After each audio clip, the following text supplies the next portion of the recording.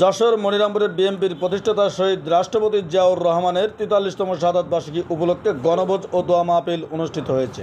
মুক্তিযুদ্ধের অসীম সাহসী মহাবীর জাতীয়তাবাদী দল বিএনপির প্রতিষ্ঠাতা উত্তম শহীদ প্রেসিডেন্ট জিয়াউর রহমানের ৪৩তম শাহাদাত বার্ষিকী উপলক্ষে বৃহস্পতিবার সকালে মনিরামপুর উপজেলা বিএনপির দলীয় কার্যালয়ের সামনে উপজেলা বিএনপির আহ্বায়ক অ্যাডভোকেট শহীদ মোহাম্মদ ইকবাল হোসেনের সভাপতিত্বে আলোচনা সভা ও দোয়া মাহফিল অনুষ্ঠিত হয়।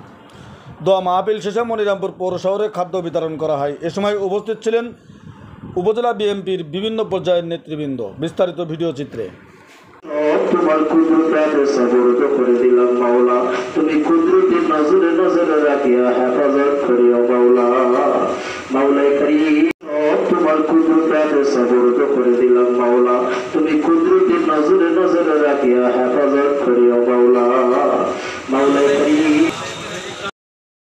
তোমার কুদরতে সাবরত করে দিলাম মাওলা, তুমি কুদরতের নজরে নজরে রাখিয়া হেফাজত করিও মাওলা। মাওলাই কারীম